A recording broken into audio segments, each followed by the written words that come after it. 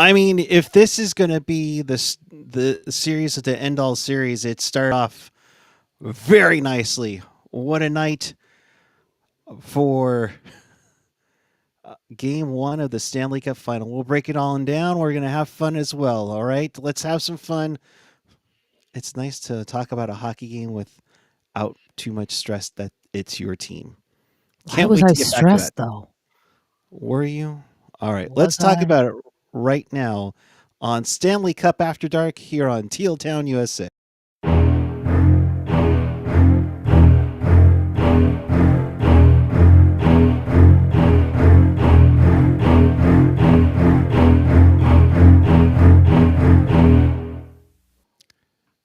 It's become an annual tradition since 2020 during COVID that we say good evening to you and break down game one of the Stanley Cup final here on Teal Town, USA. This is your live interactive Stanley Cup post-game show.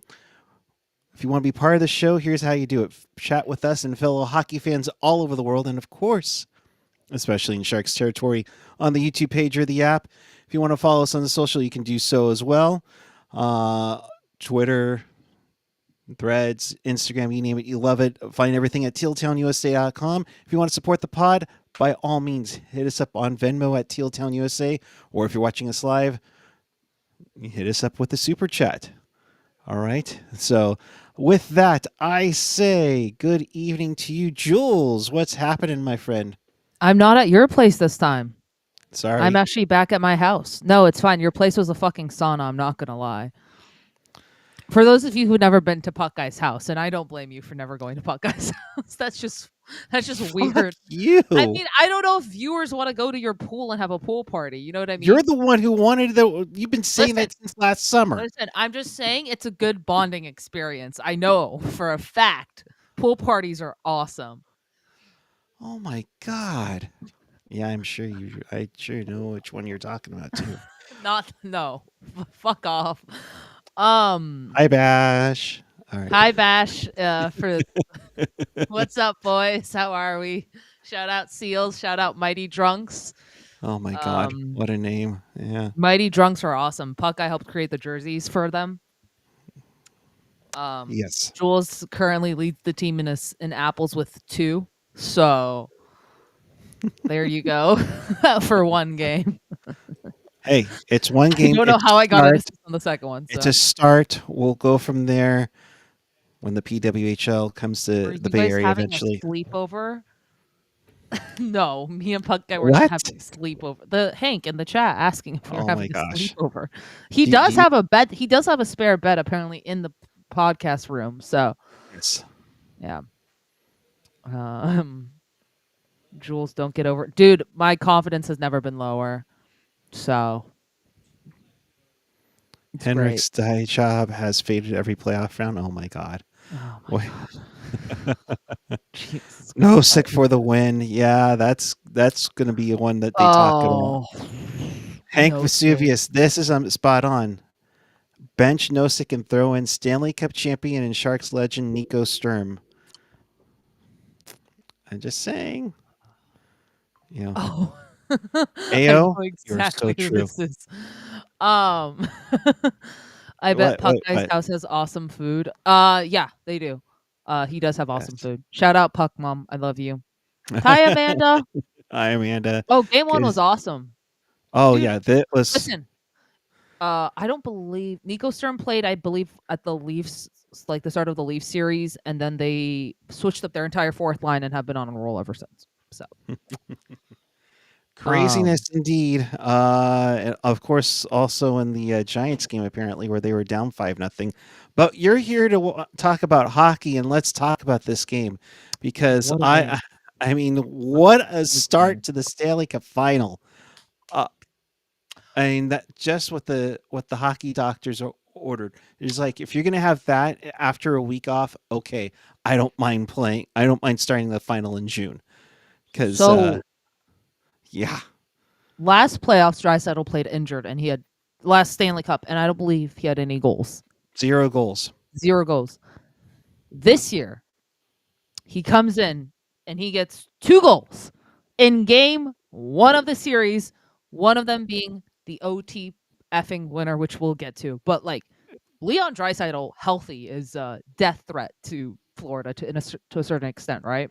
Seriously, I mean, you leave him wide open. It's almost like it was like it happened to leaving his Connor teammate in the McDavid Four open in Nations.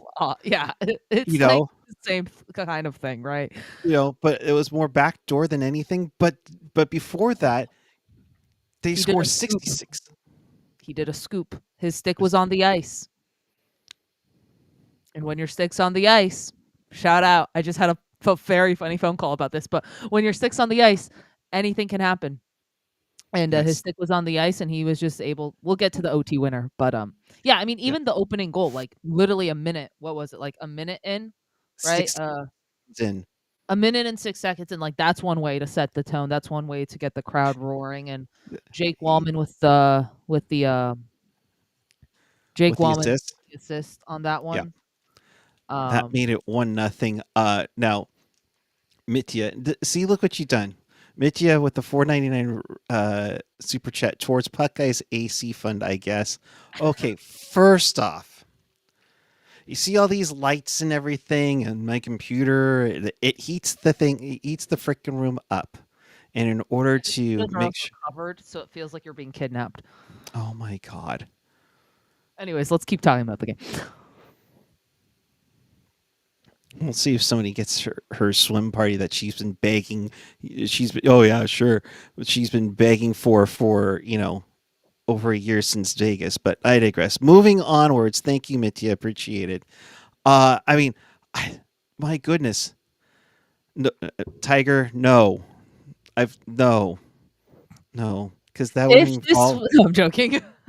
a lot of wax and a boatload of super chats. So, yes. If we receive a blank amount, will you do it? What amount? What are you I trying don't to? know. Like, if this video gets, if we get like $150 worth of super chats. Sure. If we get $150 worth of super chats, I will wear a tank top on here. All right. I already have it picked out. There you go. Okay, let's move on to Sam Bennett because I got to talk about this man. But you know what? There'd have to be some waxing involved because no one wants to see that. Amanda, your call. Even Amanda, I'm not sure about. But anyways, yes, okay, yeah, we need to stop because like AO was saying, well, oh god, this became an OF. We're paying for Eric to strip. No. Only fan looks No. like in a hot tub. And the worst part is that my adopted daughter's the one who's suggesting this, so I'm scared. Listen, you suggested people to pay to hear me sing as a child, so this is my sweet revenge. Sing. A tank top? I would argue that's between worse. that. All right. Whatever. Anyways, we'll argue about this Sam later. Bennett. I mean, he was all over the place. He had 2 goals tonight, including the tying goal. What did you think of that call? I mean, I get it. I get why they didn't call goaltender interference. However, I think I could still hear Dangle from Toronto hearing, "Oh, of course, Sam Bennett touching a goaltender." Yeah. Oh, okay. No, look, I think the broadcaster made a really good analysis. Bennett's a smart hockey player, right? Like we can all agree with that. He got tripped. Let's not say that, but he kind of leaned back to fall onto the goalie, if that made sense. He got tripped, but if you look at it, the clip of it is kind of him falling towards the goalie. So I get why they didn't call it goalie interference, but at this point, I don't know what goalie interference is. If you paid me $100 to ask the question, because I feel like it changes every single time. Like the main question is, did it stop Stuart Skinner from making the save that led to the goal, right? Right. And I guess they thought no, it didn't really prevent Skinner from making the save, and it counts as a goal. But besides that, besides Sam Bennett being a little low key dirty, which we all know that, I just want to talk about this man has 11 goals. 12 actually, because the second goal of the game he got is a franchise record for the Florida Panthers. Like because they gave him credit for the first goal. They gave him credit for the first goal, and then he got another one. Yeah, like middle frame. You want to talk about a low key underdog to win the Conn Smythe if Florida makes it? Sam Bennett. Like, I know there's Yeah. Barkov, I know there's everyone else, but this guy's gonna get paid in about 2 months' time or a month time. But he also just knows how to get under the skin just to the right amount where no penalties are called. Like, he'll kind of dig just to the certain degree where the refs typically won't call a penalty on him. He won't get suspended. He won't get anything, right? So They know the line. He knows the line. He's a really good player in that sense. Perry was dirtier than Bennett. Perry is a monster within himself. We'll get to him. He's kind of a like, if you look at his, I don't know how he has that many goals. He just stands net front, and there you go. But then it felt like Florida after this goal, the momentum shifted severely. Oh, big time. Florida's flavor. Not the least flavor. Flavor. Okay. Okay. Were you trained? Never mind. Yeah. I mean, there's so much of that going on because of the goal, the challenge, and then Brad Marchand, because Brad Marchand things. He has his most goals in the Stanley Cup playoffs, more than I think I saw a crazy stat, something like that. So, how is Bennett dirty? Do you want me to go back to the Toronto series, buddy? Those little elbows to the head. No, but look, ask Anthony Stolarz what ask Anthony Stolarz, yeah. The momentum shifted severely, and then Brad Marchand, gets the goal, and it felt like that really shifted the momentum in Florida's favor, right? Like, as I said before, right? Then they put up what, 3 unanswered, or after that first goal. Yeah, you had Bennett, then Marchand, then Bennett again. It was 3-1, and after I thought Edmonton had dominated the first period, and then Florida comes back and dominates the second. Yeah, look at the shots in the first period. I believe Edmonton outshot them, right? If I'm not mistaken. I could be totally wrong. Yeah, so 14-7. 14-7. And then in the second, you look, it's 17-8. Florida just knows how to swing momentum in their favor, and then it stays in their favor for that period. But here's the key. Edmonton held Florida to 2 shots in the third. Yeah, that was huge. Defensively, that was huge. And I would like to see where they were at after that barrage early on in the period.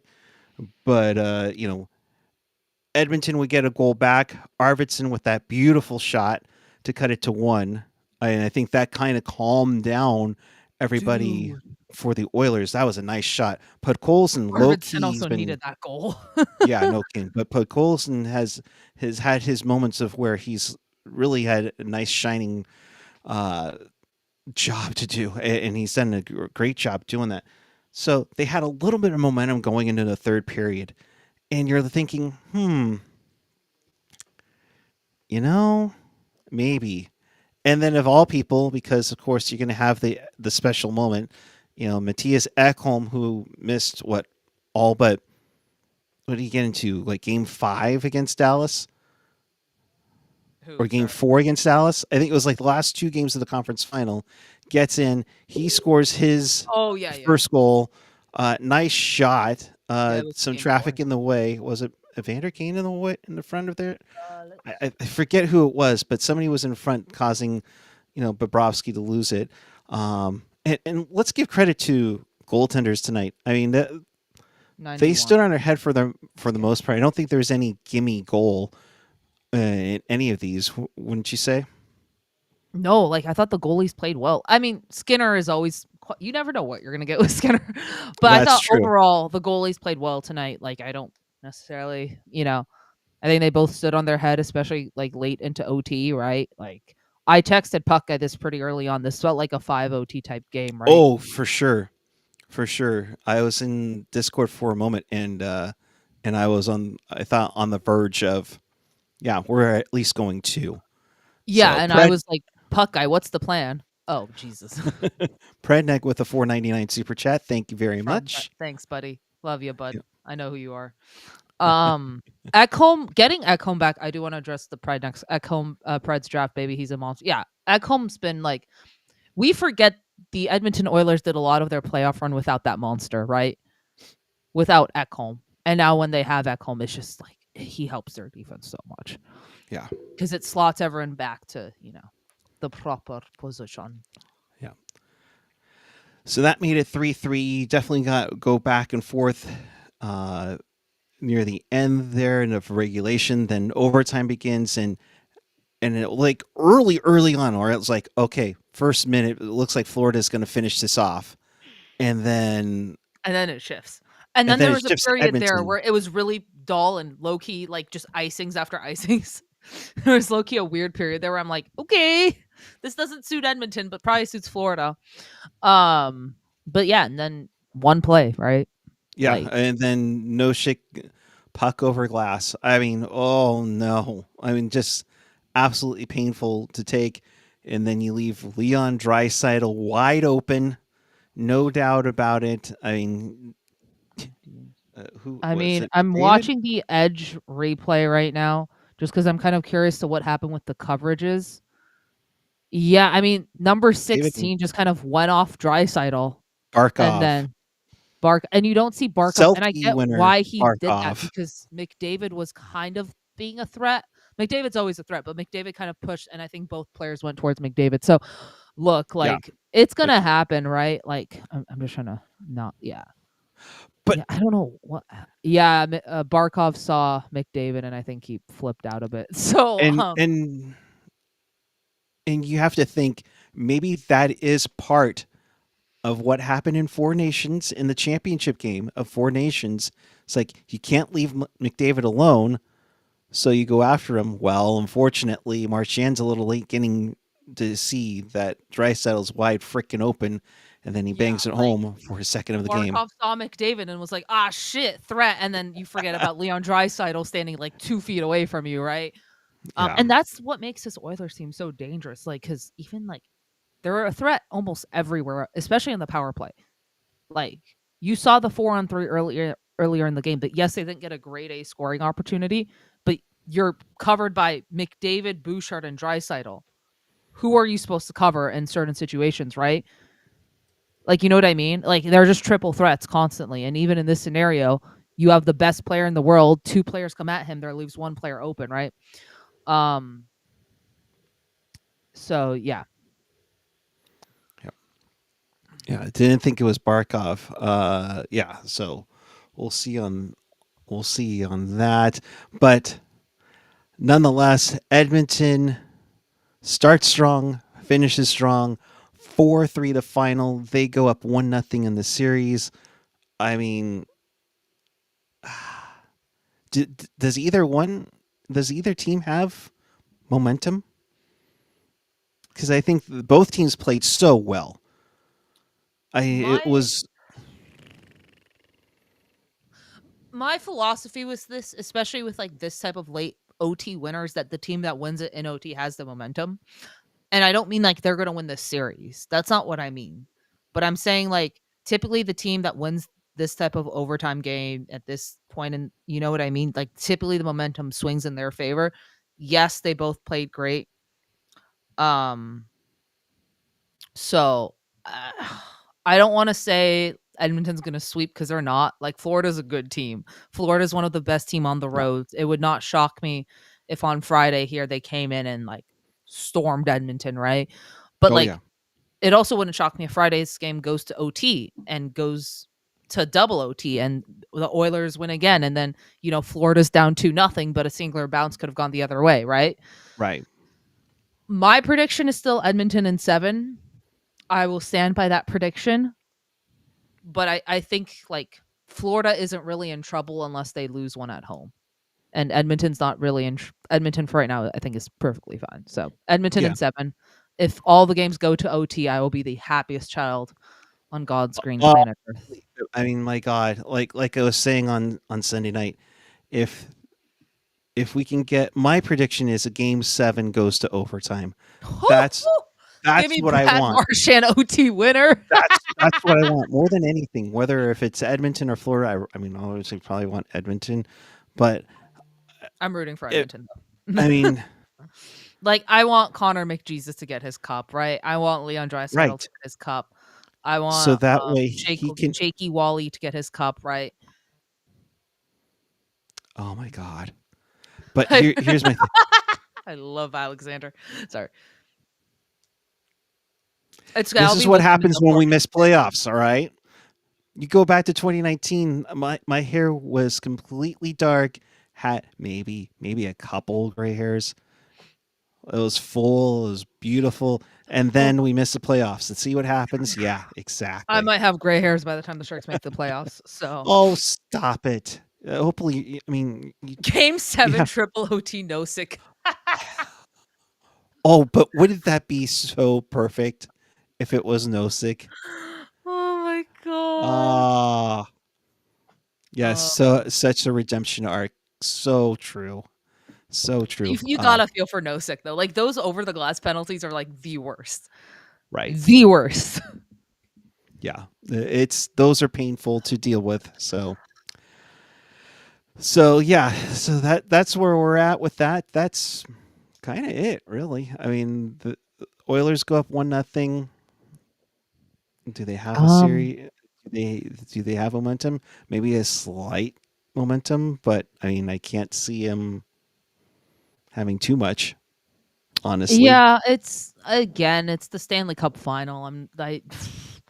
These are the two best teams in the league. I wouldn't be shocked if both of them just pretend nothing happened and go straight back to regular work. You know what I mean? Yes. He's not getting hit by pucks on the bench, so I think he's doing just fine. Yeah, exactly. Crafty Qual asking Vanacek doing well. Yep. So.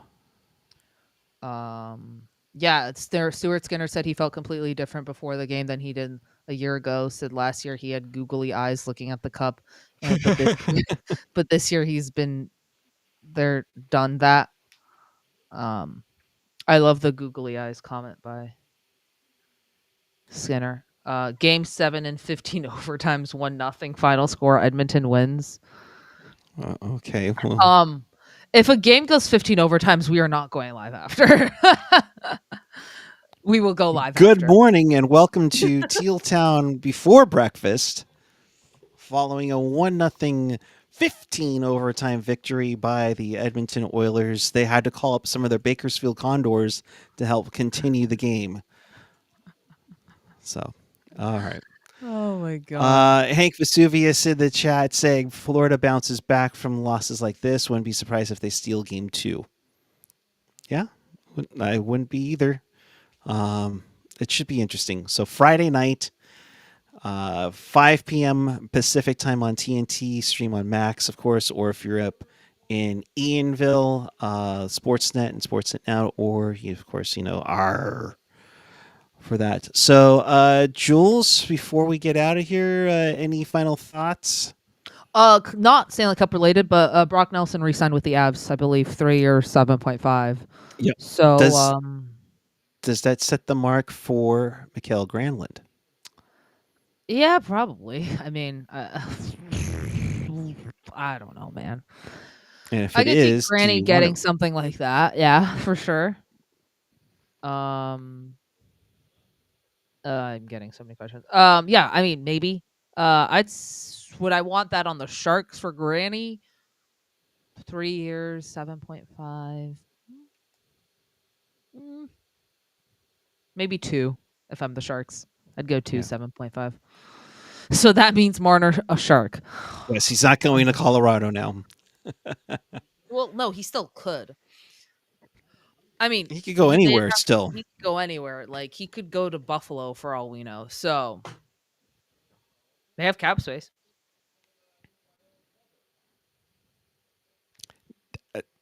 No, we're trading Mario Ferraro and pick number 30 for Bowen Byram. Are we now? That's what's happening? I just hope so, but I'm just saying. Henry Brusevich. No. I'm joking. No, look, like, I don't know what the Sharks do. Why do you want that choker? Because he might be our best defenseman. Oh, jeez. Like, Mitch Marner, I think, plays better defense than some of our actual defenders. I mean, obviously it would be perfect if you were to get Marner, the forward who can play defense, and then you bring back Brent Burns, a defenseman who can play as a forward. I mean, talk about the options. Yeah, we can run Brent Burns net front doing some tipping drills, from Mitch Marner blast at the point. You want Pius Suter? I don't know, man. Look, like I want someone who can play hockey. That's what I want. I just want someone who can help Celebrini. Sure, Pius Suter's a good option. I saw a clip of it. I heard it's good. But what? The Sam Dickinson with Brody. Oh yeah. Brody. Yeah, that Brody guy. Yeah. We love you, bud. We love you, Broads. Thank you for laughing at my jokes when we were doing that interview.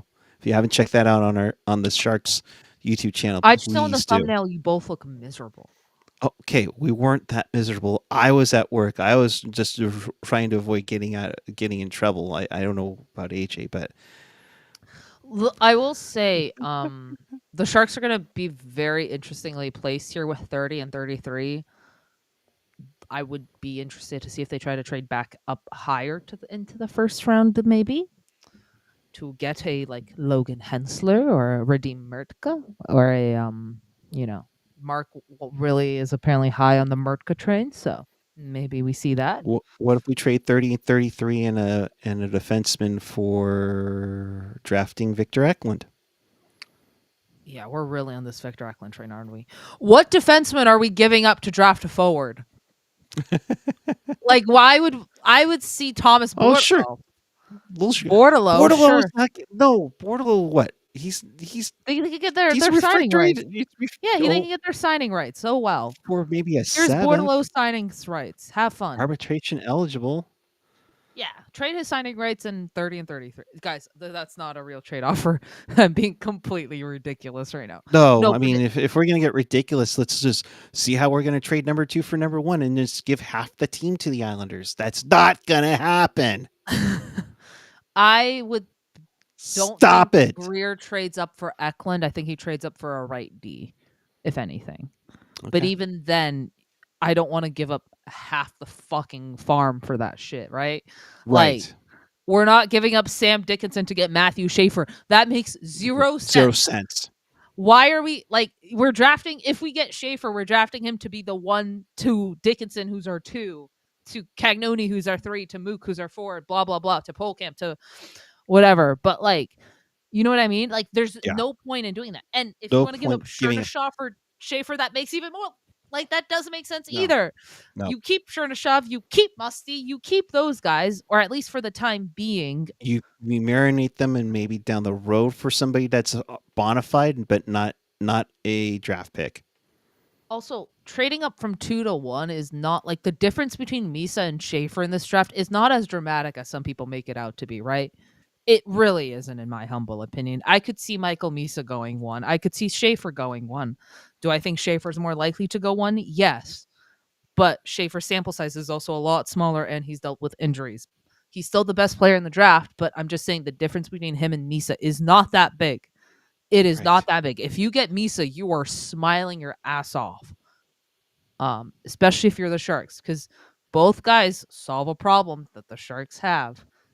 Schaefer, we all know what that addresses, but Misa, you get your 2C, and he's projected. I've seen people project him to be a 1C. So be 2C, and then you can leave Will and Mac to doing things together again.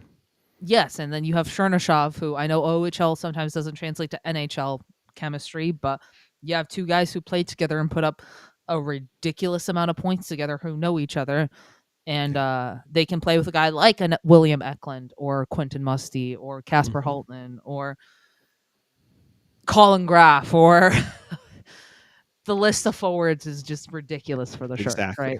So, exactly. Hank Vesuvius. Oh, sorry. What? Go ahead. Someone was asking Hank Vesuvius. The amount of clickbait out there about trading from 2 to 1 is ridiculous. Yeah, it's ridiculous. Makes 0 sense. Yeah. What if Dickinson turns into the guy? Great. Awesome. Wonderful. We still need more defensemen. Still need more defensemen, but that's definitely the start. And definitely you got to use the kids to convince veterans to come over here. I mean, definitely got to spend at least $20 some odd million in the cap, for sure. and you have to spend something. You can't just sit on your ass and do nothing, right? Right. My curiosity is wondering, okay, there isn't a whole lot out there. No, this free agent market sucks. But stay tuned for the free agency live stream. Yes. And plenty more draft content once Jules gets a breather from auditions, school, Yeah, ball we'll be hockey, no dates. I don't know. dates. No, the shirt should be great. Yeah, I agree with that. No dates. But I will say, wish the mighty drunk slunk they play this Saturday. Lunk. Did you have something beforehand? I mean, oh, it's windy. No, I didn't have anything beforehand. Ew, it's windy. What is going on over there? Oh, Jules is very caffeinated. She's been doing homework all day and work all day. So let's let her get back to her chemistry homework then. In case you missed hitting anything, the soap opera circuit. Oh boy. In case you missed anything or you want to watch this again, check us out on tealtownusa.com. Should we put this on the audio side? You tell me, gang. Not. I mean, we'll probably make this a YouTube only series for it. The shark stuff we probably will definitely be on there. So, but make sure you do subscribe to wherever you get your podcasts, of course. Jules, your final thoughts before you find out about kilojoules and all that stuff. Kilojoules? Kilojoules, yes. You never heard of kilojoules? Is that a vape? I don't know. No. Oh boy.